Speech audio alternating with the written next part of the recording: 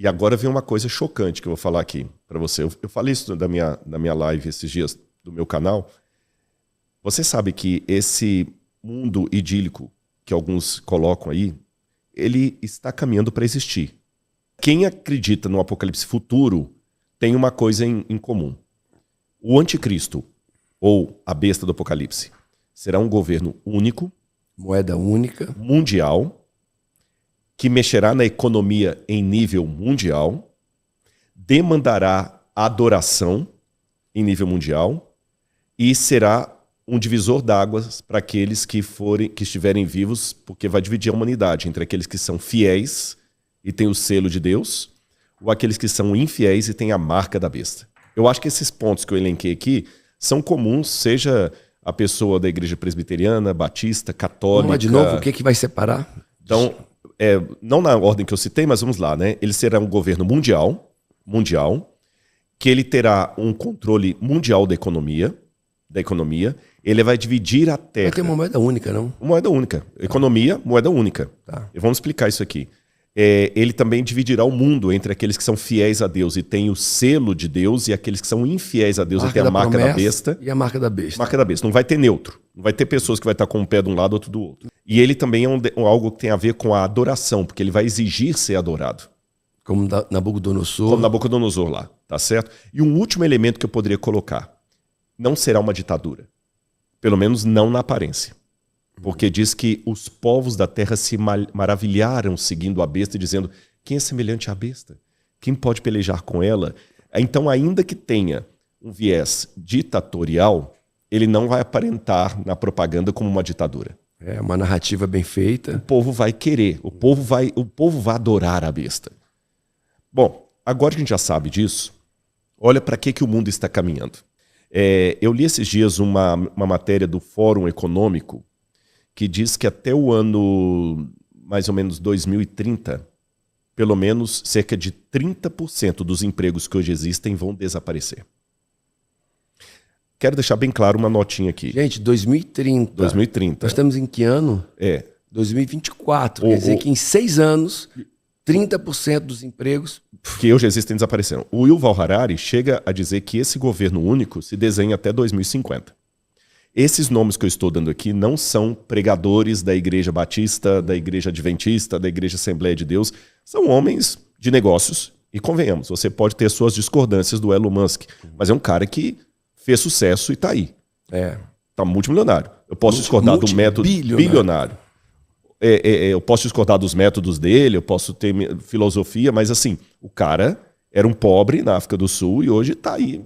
Então vamos respeitar esse lado. Não é uma pessoa que fala coisas sem pensar. Não. Pelo menos no mundo empresarial, não. E o que faz é extraordinário. Extraordinário. Porque a pessoa tem um ditado assim, foguete não dá ré, o dele dá. O dele dá. Literalmente, o foguete dele, e eu já vi isso pessoalmente, vai, quando chega na estratosfera, ou por ali, a cápsula se descola e continua voando, e o foguete, que é o motor propulsor, ele não se perde no espaço, não vira lixo espacial.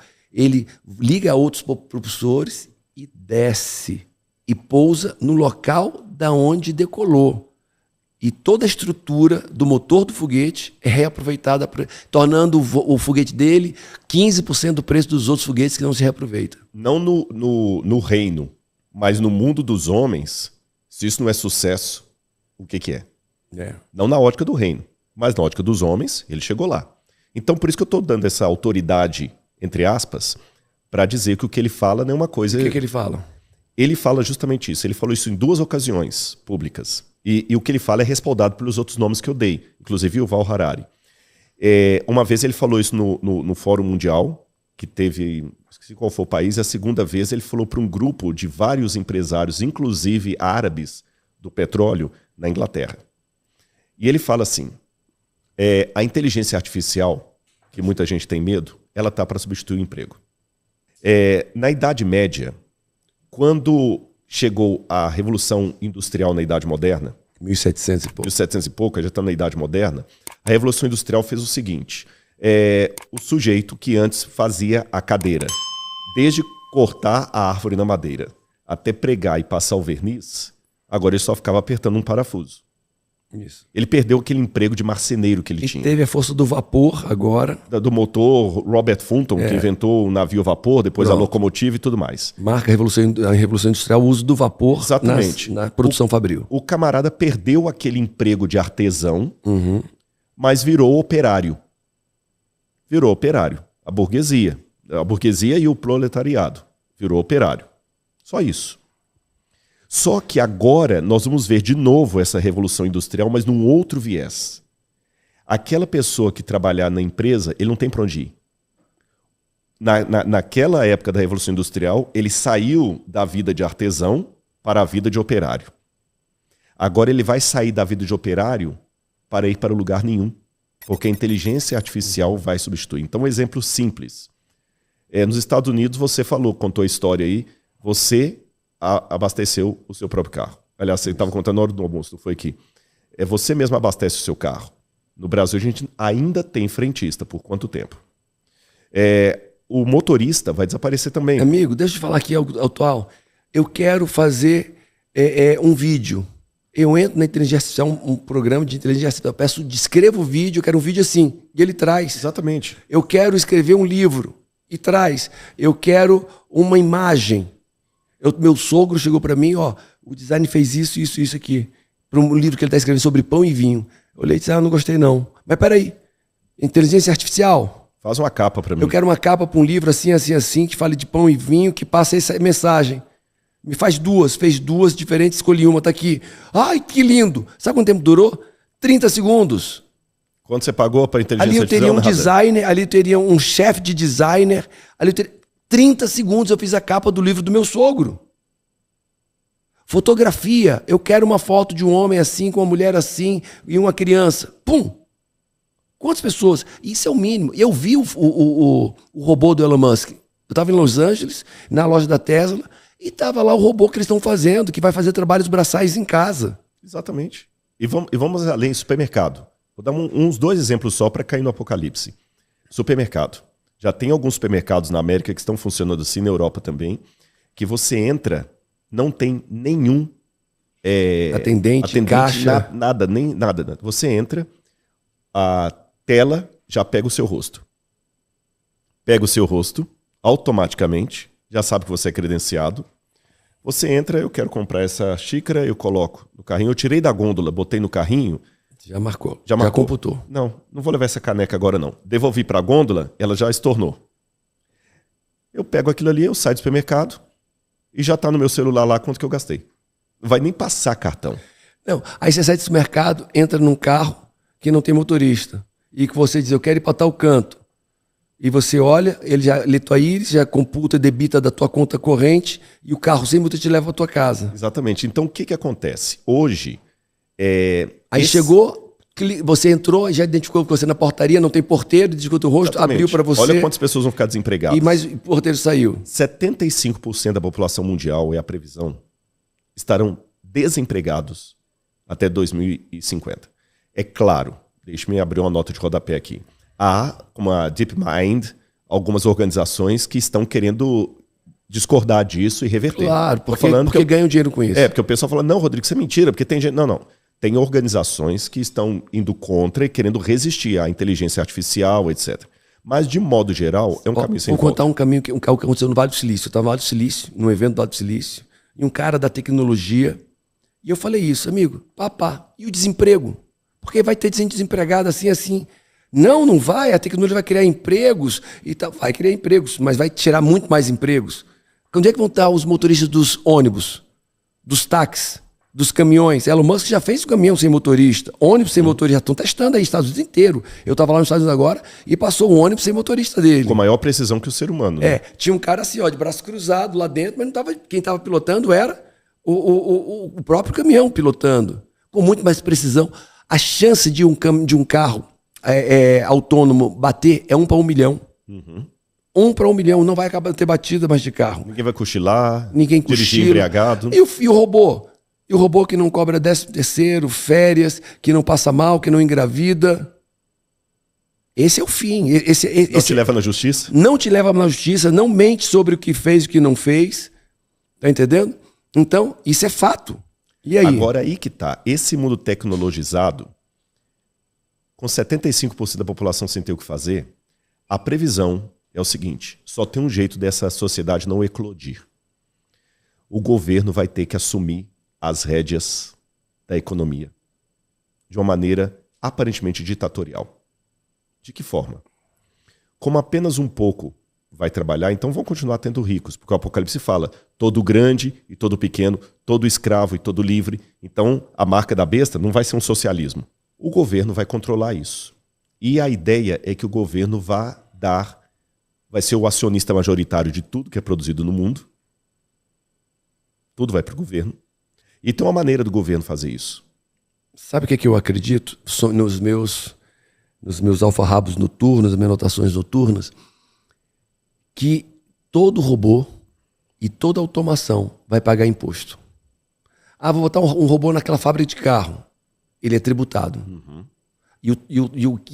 E a tributação sobre ele vai pagar o número de pessoas que ele está substituindo no trabalho. Exatamente. Uma automação do ChatGPT que tira o designer, que tira o copy, o texto comercial, vai pagar o imposto. Mas você está coberto de razão. E vai pagar o imposto, e esse imposto vai bancar as pessoas ficarem em casa. Pois é, só que esse imposto, se ele for demasiado, o governo vai ser o seu acionista majoritário. Já é, né?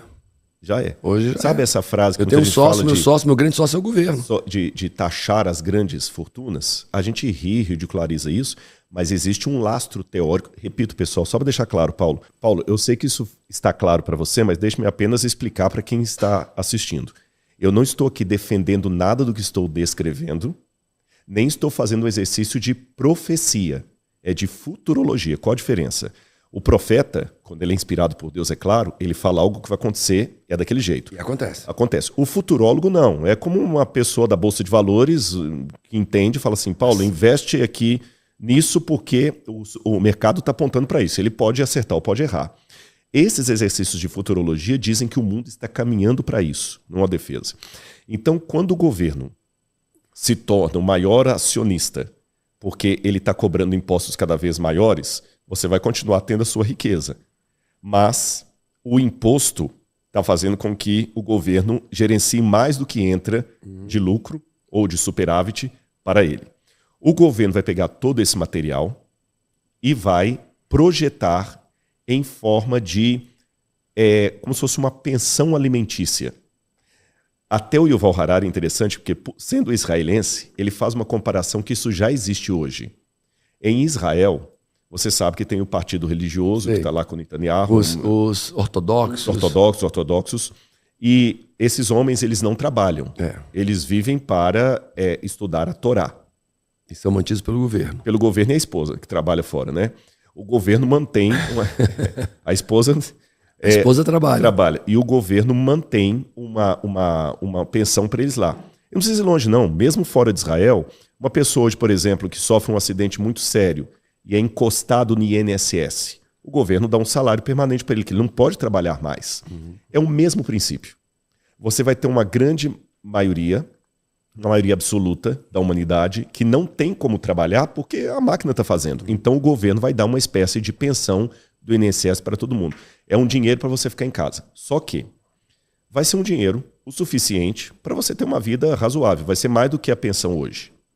Só que esse dinheiro vai ser todo controlado pelo governo. E isso só vai funcionar se o mundo caminhar para uma economia global única e um governo único. Porque hoje nós temos, Paulo, e aqui para mim isso é formidável de falar, eu aproveito a sua audiência para esclarecer isso.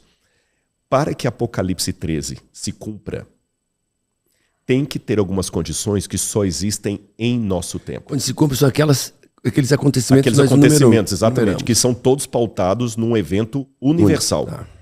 Mundial. Até hoje na história, por isso que eu não marco a data para a volta de Jesus, eu não sei quando é.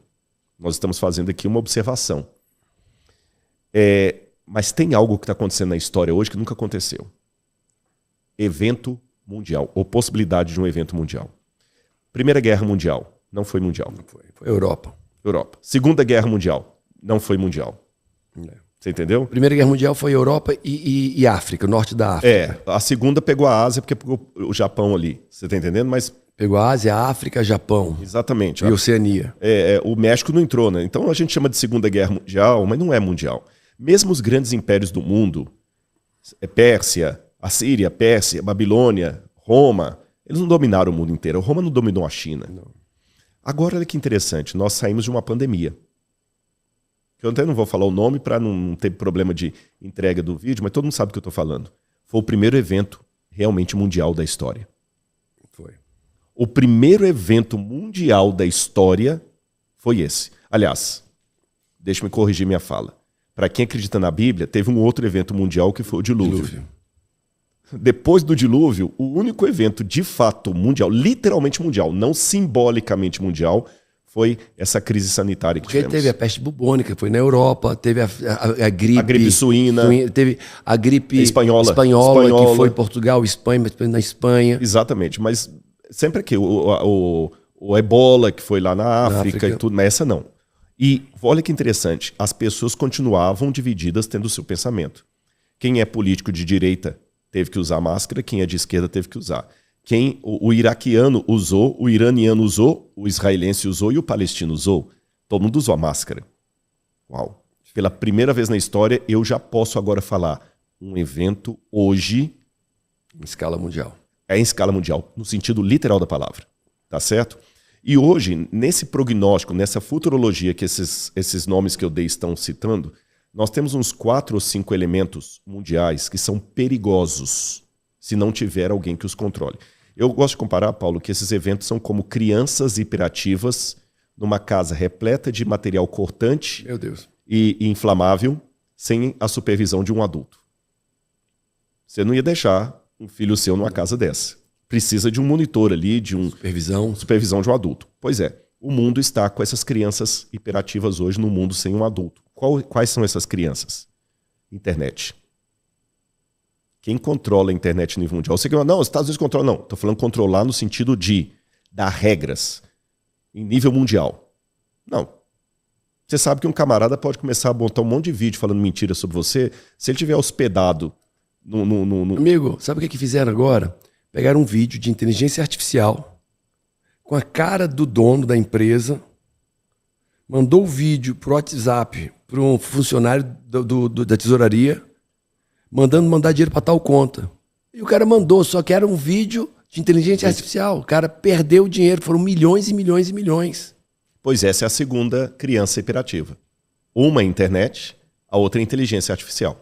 Quem controla? Eu mesmo estou sendo vítima disso. E as duas caminham juntas, né? Você sabe, até aproveito a sua audiência aqui, tem um vídeo que rola para todo lado, eu não quero dar ibope para eles também, mas como aparece como propaganda, de um camarada de idade contando uma história que a mulher dele estava doente, que ele encontrou um elixir lá que cura tudo e tal, e o amigo dele, Rodrigo Silva, mostrou um documento do Egito que traduz isso aqui e tal, papapá.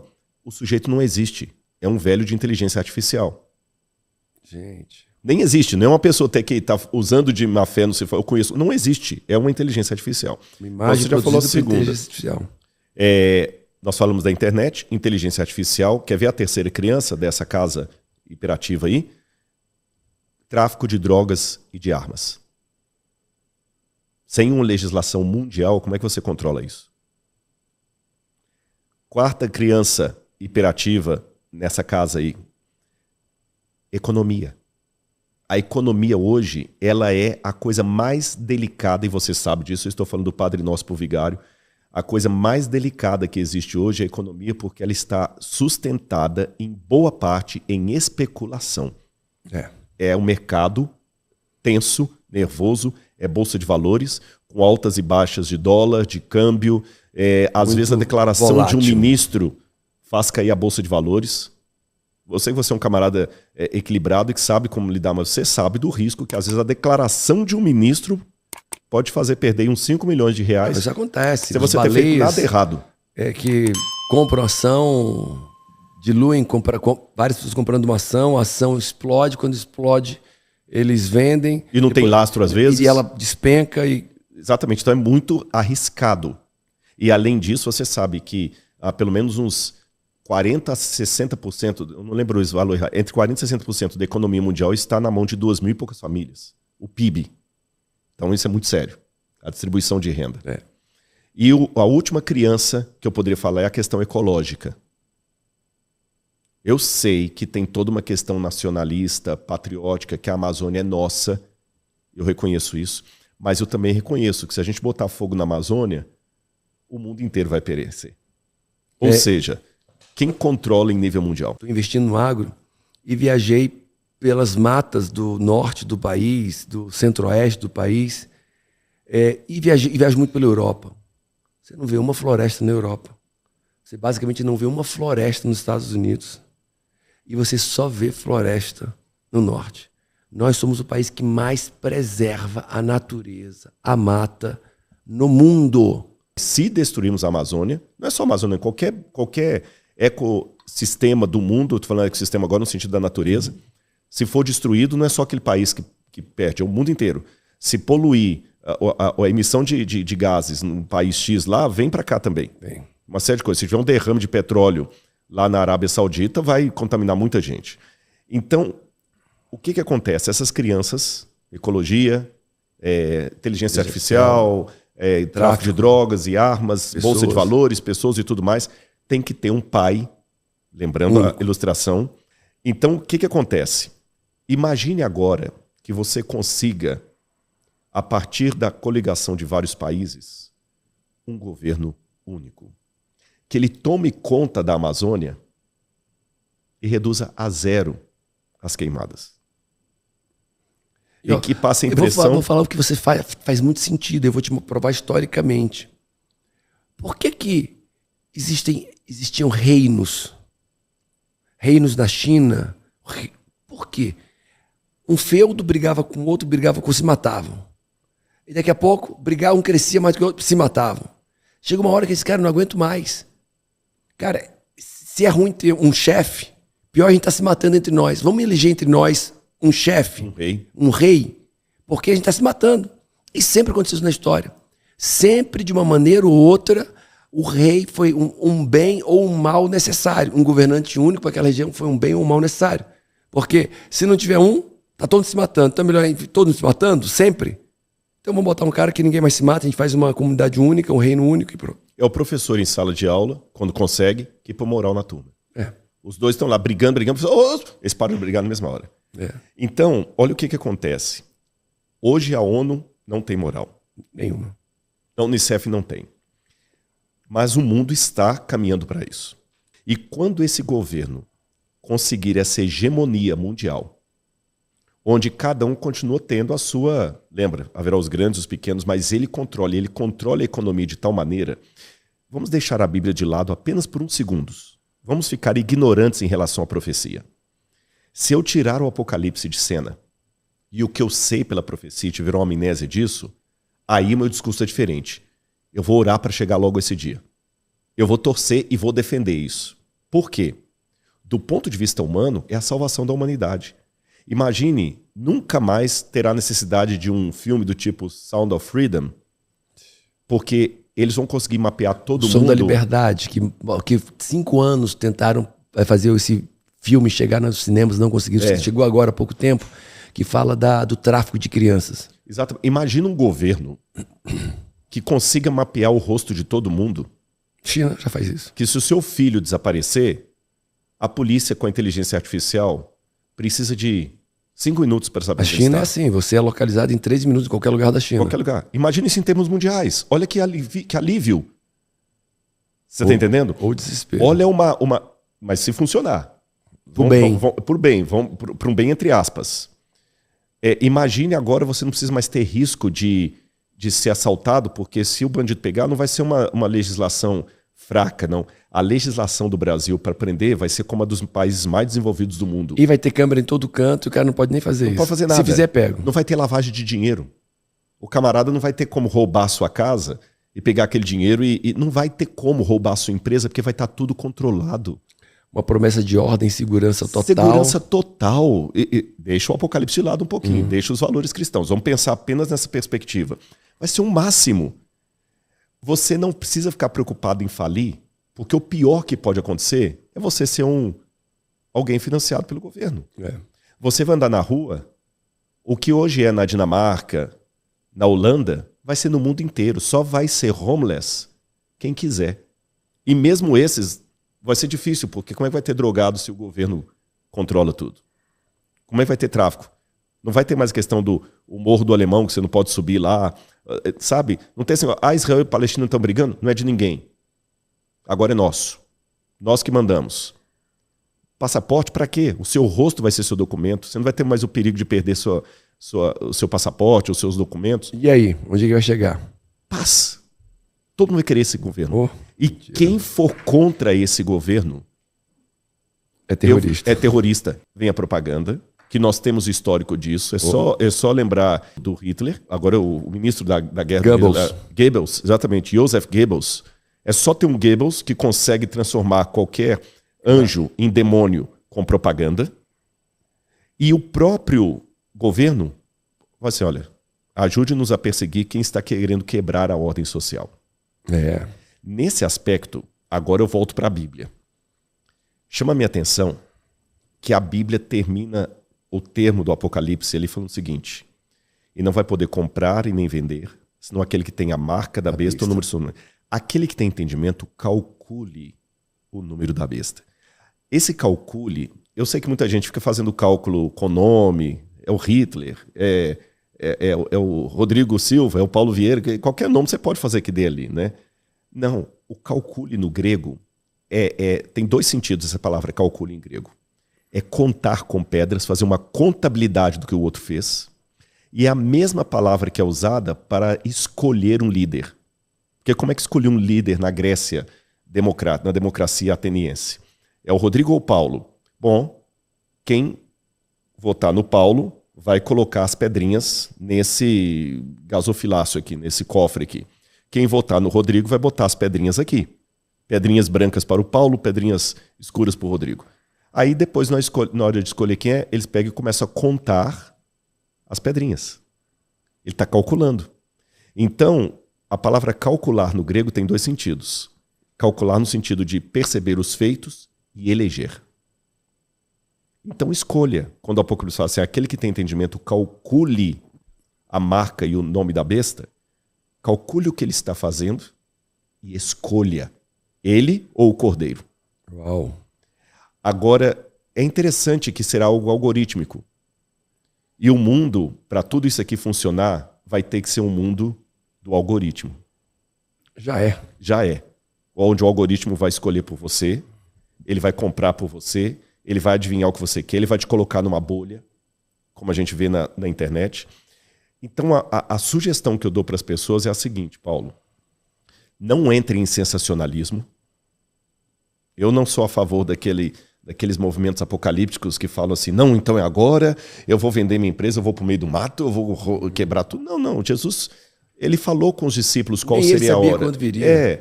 Mas quando ele falou da destruição de Jerusalém, ele deu uma dica.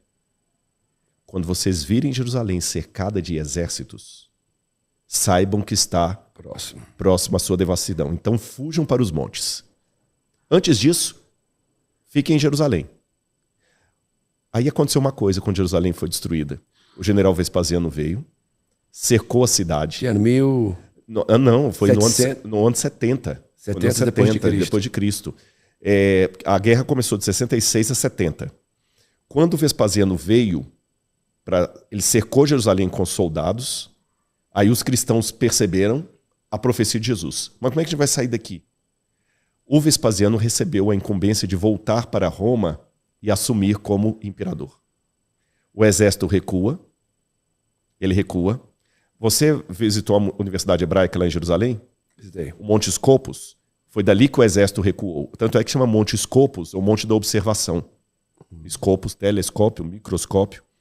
Aí eles saíram. Quando o exército de Roma saiu, houve duas interpretações em Jerusalém. Alguns falaram, saiu porque Deus não vai deixar destruir Jerusalém. Outros não. Saiu porque é a nossa chance de cumprir o que Jesus falou. Quando virdes Jerusalém cercada de exércitos, os cristãos fugiram para a cidade de Pela e para a cidade de Antioquia. Depois vem Tito, volta com o exército e destrói a cidade. Jesus deu a dica.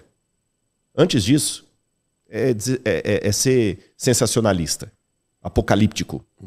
Então, a minha dica para o pessoal, até que essas coisas aconteçam, procure crescer na vida, ter sucesso, progresso, com sabedoria, desenvolvimento da família, saúde, tudo, porque você é templo do Espírito Santo.